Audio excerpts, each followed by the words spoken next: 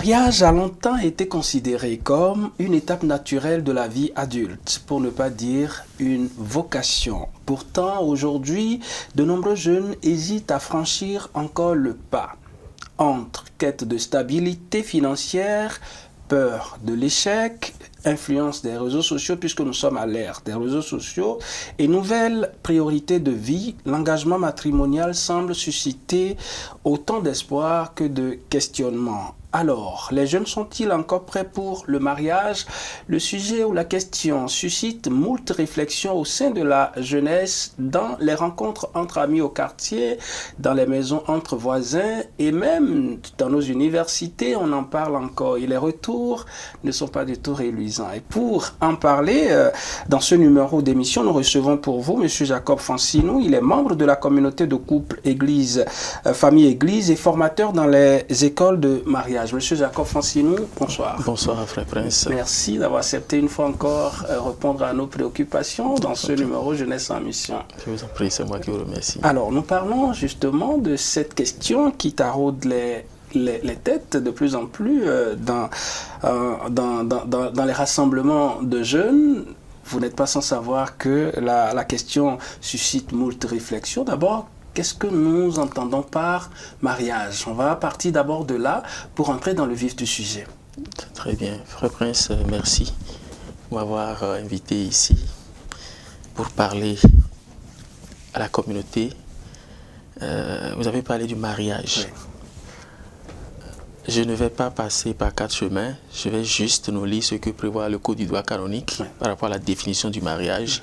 Alors, le mariage est une alliance matrimoniale par laquelle un homme et une femme constituent entre eux une communauté de toute la vie, ordonnée par son caractère naturel au bien des conjoints, ainsi qu'à la génération et à l'éducation des enfants.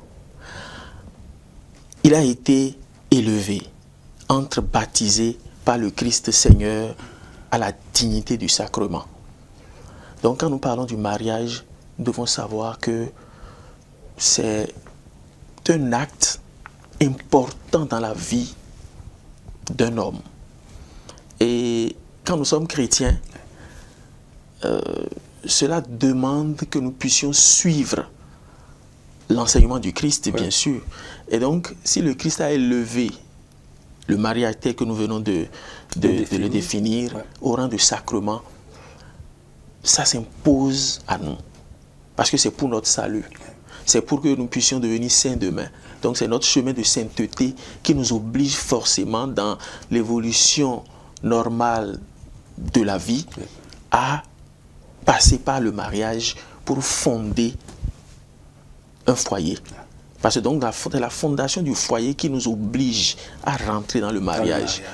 Et quand nous rentrons dans le mariage, sacrement, c'est que le Christ fait chemin avec nous. Est-ce que vous voyez? C'est ce qui est délicat et c'est ce qu'il faut comprendre pour enlever toute peur.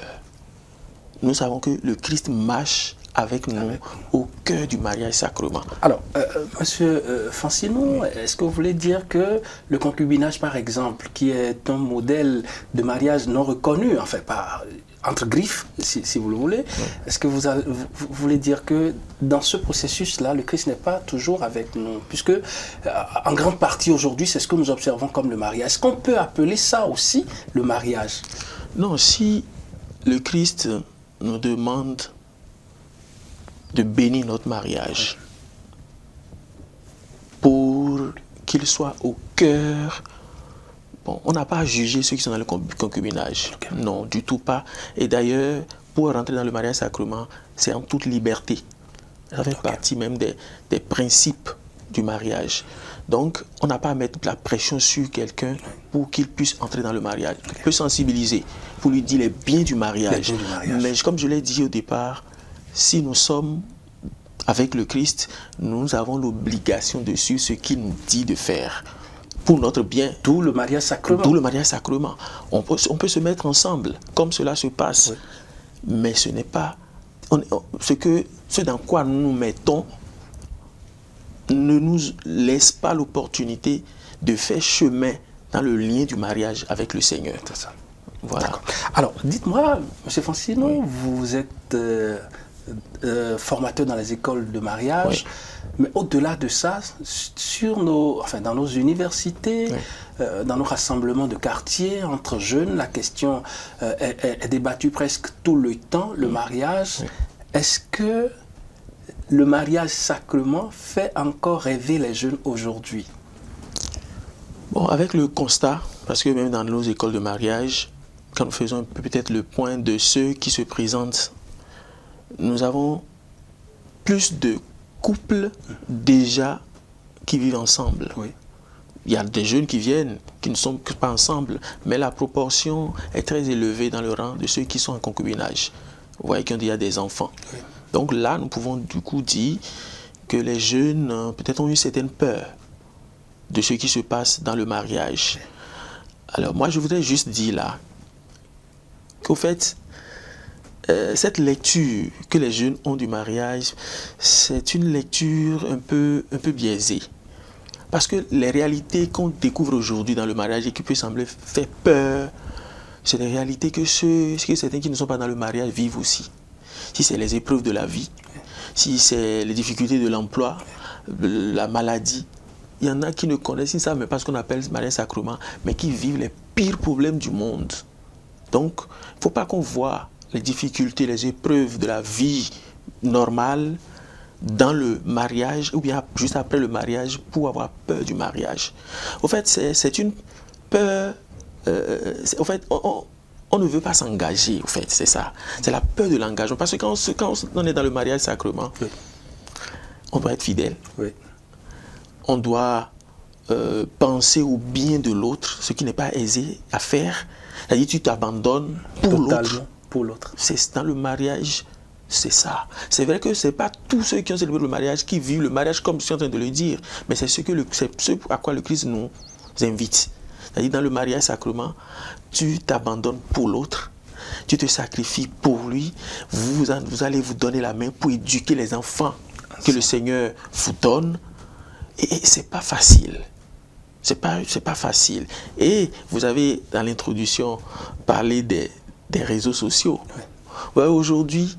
On va y arriver plus amplement.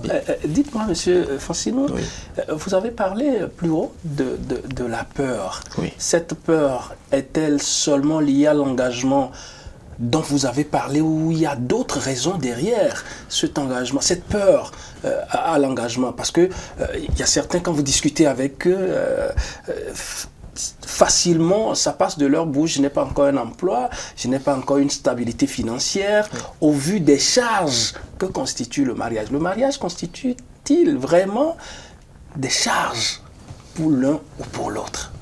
Oui, dans le mariage, il y a des charges. Il y a des charges dans le mariage, ça, il n'y a rien à faire. Ça, c'est une réalité qu'il faut servir à la jeunesse. Il y a des charges.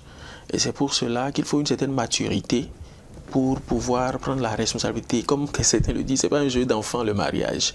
Donc, il y a une maturité qu'il faut avoir. Il y a une autonomie financière qu'il faut quand même avoir. Ce qu'on dit, ce n'est pas forcément avoir tout pour pouvoir entrer dans le mariage, mais le peu qu'il faut pour ne pas tendre la main pour subvenir à la vie de son foyer. Et donc, à cause de cela, et étant donné que dans nos pays, il y a des difficultés pour pouvoir joindre les deux bouts, l'emploi n'est pas encore la chose la mieux partagée, c'est normal qu'on peut avoir peur. Mais, étant donné que c'est le Seigneur, vous savez, il faut forcément, dans tout ce que nous disons, nous abandonner au Seigneur. Quand nous franchissons les pas, et arriver à un moment donné où nous savons que l'âge que nous avons, c'est normal, nous avons quitté la responsabilité des parents.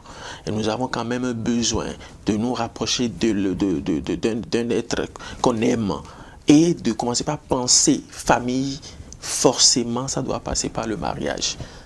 Est-ce que vous voyez? Parce que même si tu ne passes pas par le mariage, tu vas tomber dedans. C'est-à-dire, tu tombes dans le mariage, tu vis les réalités du mariage. Mais tu n'es pas sous cette protection dont nous parlons spirituellement, étant donné que c'est un lien. C'est un lien et une alliance avec le Seigneur. Il faut forcément passer par la célébration du mariage. Vous voyez, et en le faisant, comme je l'ai dit, il faut que nous éduquions la jeunesse à être vraiment chrétien. Pour revenir à ça, Oui. au-delà de de l'école de mariage, Oui. au niveau de nos mouvements sur la paroisse, je crois qu'il y a des thématiques parfois qui ont rapport avec la vie à deux, la vie de couple. Oui. Est-ce par manque d'information que cette peur-là, elle nourrit constamment chez les jeunes que nous avons, ou parce que les séances dans nos mouvements paroissiaux ne mettent pas l'accent qu'il faut sur la question pour pouvoir lever le doute et permettre à ces jeunes-là de s'ouvrir à la vie matrimoniale, le mariage? Oui, c'est vrai qu'au sein de l'Église, nous allons encore mettre l'accent. Ça se fait déjà, mais on doit continuer parce que c'est d'abord la famille, au sein de nos familles, que nous devons recevoir l'éducation qu'il faut pour savoir qu'on ne peut pas se mettre ensemble avec quelqu'un sans le mariage. Et l'Église vient aussi en appoint pour nous y aider. Donc, c'est à ces deux niveaux-là qu'il faut forger la mentalité à la jeunesse, qu'on ne peut pas aller au mariage. On ne peut pas commencer par vivre la vie de couple sans aller au mariage. Parce qu'aller au mariage demande une préparation. Oui, c'est sûr que nous aurons un thème spécialement pour ça. Voilà. Comment se préparer au mariage?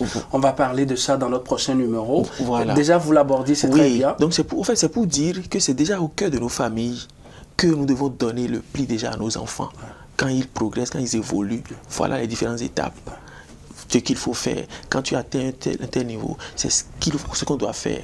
Mais quand on ne se prépare pas, mais comme je l'ai dit tout à l'heure, on tombe dedans. C'est la grossesse qui survient et on pense que parce que la grossesse est là, c'est déjà le mariage. C'est déjà mon âme sœur. Alors qu'il faut se préparer pour pouvoir identifier cette âme sœur-là. Il y a tout un processus pour demander au Seigneur de pouvoir nous aider à accueillir notre âme sœur. Et quand ça se passe ainsi, il n'y a pas de problème à aller au mariage. Mais c'est quand on ne suit pas ces étapes que nous tombons dedans. Manque d'information à ce niveau. Alors, je voudrais prendre l'exemple de quelqu'un qui, puisque tout à l'heure vous avez parlé de, on atteint un âge donné, et puis bon, on se retrouve au soir de sa vie sans réellement vivre cette étape de sa vie qu'est l'étape du mariage. 40 ans, 45, 50 ans, et puis on se retrouve abandonné par ce côté de la vie. Est-ce que quelque part les blessures émotionnelles peuvent être également cause de ce refus de s'engager ou de nourrir l'ambition à la vie matrimoniale? Oui, les blessures nous causent beaucoup de problèmes.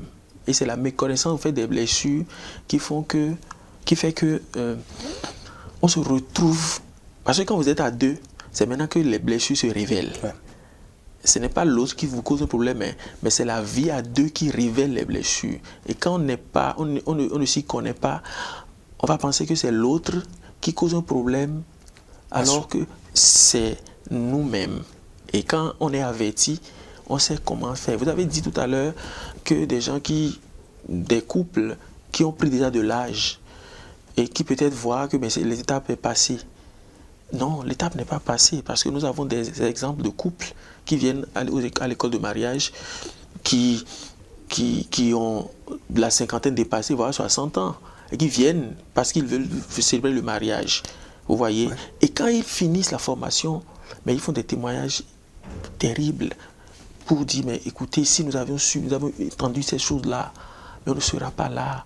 Et ils demandent même que leurs enfants puissent venir suivre, qu'ils vont tout faire pour qu'ils puissent venir suivre et prendre, s'informer de la réalité à deux. Parce que quand ils regardent dans le rétroviseur, un peu comme on le dit, mais ils voient qu'ils ont fait assez de fautes et c'est l'ignorance qui les y conduit. Donc, il y a l'ignorance qui fait que on ne sait pas. Ou bien aujourd'hui, la tendance qu'on nous sert dans les médias nous montre que ce n'est pas nécessaire. Il vaut mieux être seul que d'être mal accompagné. Voilà, donc il y a tout cela qui fait qu'aujourd'hui, on a cette peur d'être à deux avec le Christ dans le mariage. Donc, nous allons essayer de revenir à l'enseignement de l'Église qui nous exige à franchir certains pas, à s'informer de telles réalités. Donc, dans nos groupes, nous avons aussi beaucoup de choses à faire sur nos paroisses. Et même aujourd'hui... Quand vous en parlez, vous faites allusion à quoi au sein de ces mouvements paroissiaux que nous avons, dans lesquels nous sommes? Ça, c'est pour ceux qui militent dans les groupes. Mais pour ceux qui ne militent pas du tout, ils vont juste à la messe le dimanche, ne serait-ce qu'une heure, 1h30, ils reviennent à la maison, c'est encore grave. Oui, non, ce qu'il faut, c'est de programmer des enseignements sur l'éducation affective. Est-ce que vous voyez, quand on aborde, je crois qu'aujourd'hui, dans les écoles catholiques, il y a au moins cette éducation qui a commencé par prendre avec... c'est une matière? Oui, une matière. Et il y a même des bouquins qui sont édités, je crois, par le vicaire général à Cora, sur des réalités de la vie, ce qu'il faut découvrir, ce qu'il faut savoir. Quand on commence par être attiré par l'autre sexe, les comportements qu'il faut pour ne pas tomber dans les pièges. Au fait, nous avons beaucoup à communiquer pour amener la jeunesse à la réalité, pour que ce ne soit pas les médias qui éduquent. C'est pour cela que d'ailleurs j'avais dit tout à l'heure, la responsabilité incombe aux parents. Aux parents surtout, et l'Église va essayer d'accompagner pour qu'on puisse sortir de l'auberge. 26 minutes, ça passe très vite. C'est vrai, on a encore quelques minutes. Les réseaux sociaux, vous en parlez entre-temps. Vous avez des exemples, justement, d'images ou de témoignages que vous gardez encore, qui vous semblent, vous, en tant que formateur, être quand même des témoignages destructeurs ou qui sèment la peur dans le rang de cette jeunesse-là qui, aujourd'hui, au vu au regard de tout ceci, s'empêche, refuse de s'engager dans la vie, dans cette communion avec le Christ. Oui, vous voyez, ici vous avez peut-être une petite vidéo qui est réalisée et qu'on montre que quelqu'un qui est en train de suivre les vertus, il fait tout cela, mais voilà, qu'il, comment dit-on, il a commencé par faire ce qui est normal, mais on voit la chute. C'est-à-dire qu'il n'a pas pu tenir, on le surprend dans le lit de quelqu'un. Quand une petite vidéo vous sort ça, vous allez dire, mais c'est ça le mariage? Si c'est ça, ben pourquoi y rentrer dedans? Et c'est pour les revers. Si on ne peut pas. Donc, ces vidéos qui passent tout le temps dans nos mains n'apportent pas l'assurance à la jeunesse. Et bien, ce que je vais dire, frère Prince, c'est cette éducation à l'intimité avec le Christ. C'est ça qui, il me semble, c'est là où il faut jouer.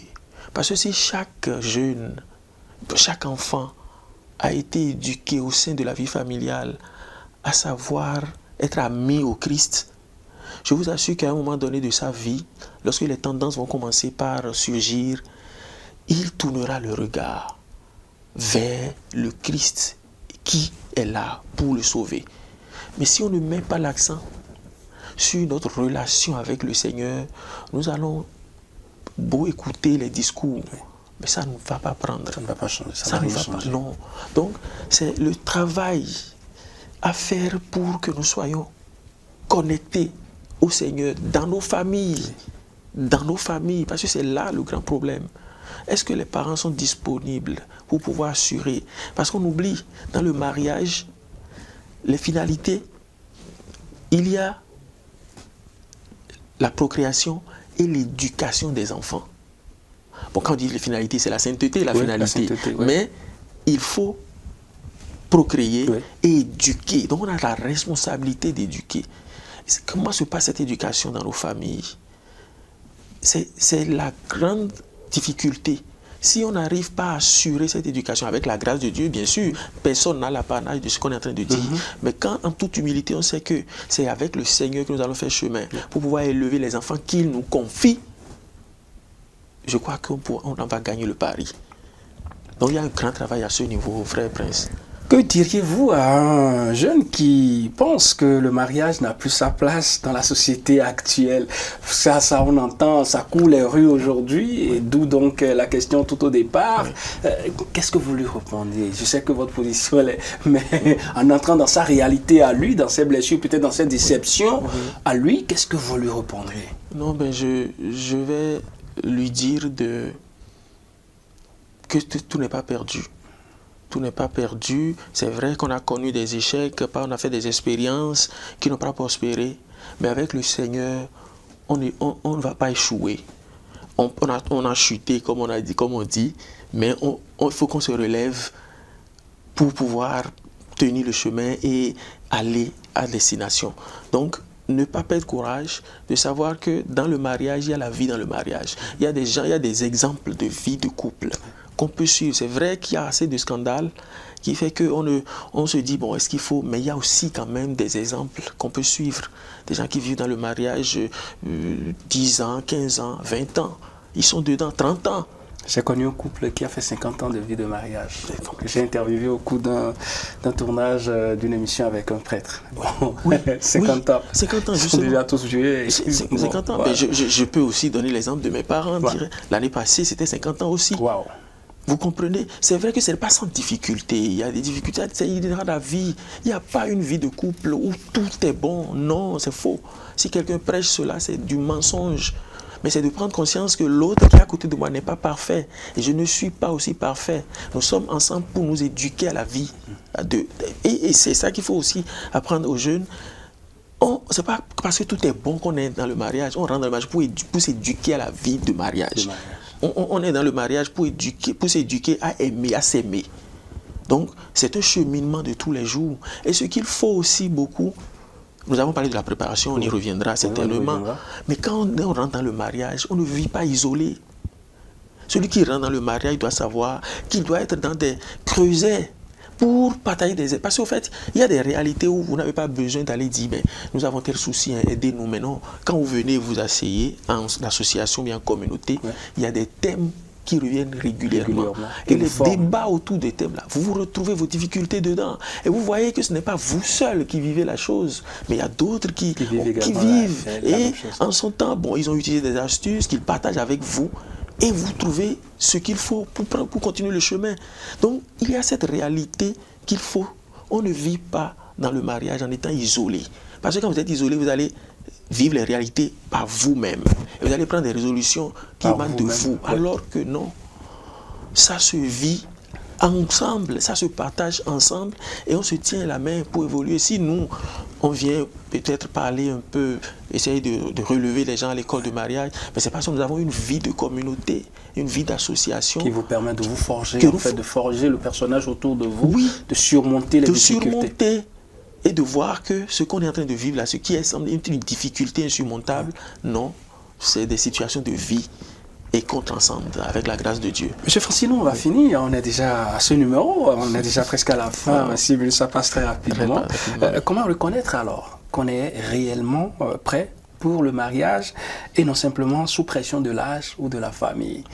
En attendant qu'on ne revienne dans notre prochain numéro sur comment se préparer au mariage quand on est jeune. D'abord, on ne va pas au mariage parce que tout le monde se marie dans ma famille. C'est-à-dire, dans ma famille, je vois que c'est ce qu'on doit faire d'abord. Non. Tout le monde peut être en train de le faire, mais quand vous n'êtes pas encore prêt, vous ne pouvez pas. Quand je dis prêt, c'est quoi? C'est de s'assurer que réellement on aime quelqu'un. En fait, c'est l'amour qui amène au mariage. Ce n'est pas autre chose. Ce n'est pas parce que je suis dans un travail où pour pouvoir progresser, financière, pour pouvoir progresser, il faut forcément être marié. Sinon, peut-être on vous renvoie. Ou bien, je suis dans un groupe à l'église et pour continuer par être responsable, il faut forcément... Non, cette pression-là, si c'est ça qui amène au mariage, c'est déjà faussé. Donc, c'est... Il ne doit pas avoir de motivation qui sous-tend, enfin de motivation, je dis un truc comme ça, peut-être professionnelle ou pression familiale, le temps passe, il va falloir que pour aller au mariage. Non. Et c'est vrai qu'on peut dire, ça peut être une motivation, c'est-à-dire quand je vois mes aînés sont en train de se marier, ça peut être une motivation, mais ça ne suffit pas pour prendre la décision. La décision ne doit pas venir des autres, ça doit venir d'une pression. Mais les autres disent, mais moi-même là, c'est quoi? Quelle est ma réalité? Qu'est-ce que je comprends? Est-ce que vraiment je vois que quelque chose m'attire vers l'autre? Et je pense qu'on peut faire chemin ensemble. Mais tout cela aussi, c'est des questionnements. C'est le Seigneur qui nous aide à savoir que maintenant, c'est le moment. Et donc, toujours notre relation avec le Christ. Dieu. Merci beaucoup à vous, Monsieur Jacob Francino, d'avoir accepté de nous éclairer sur ces quelques questionnements. Mesdames et messieurs, nous sommes à la fin de ce numéro de Jeunesse en Mission. Très vite, ça passe 26 minutes. C'est un plaisir pour nous de débattre de ce quotidien, hein, de ces questions, de ces détails qui taraudent aujourd'hui les esprits dans le rang des jeunes. On y reviendra. Comment se préparer justement à cette vie-là, le mariage? On en parle dans notre prochain numéro. Merci à vous, chers amis téléspectateurs. Merci à toute l'équipe de la réalisation. Au revoir et à très vite.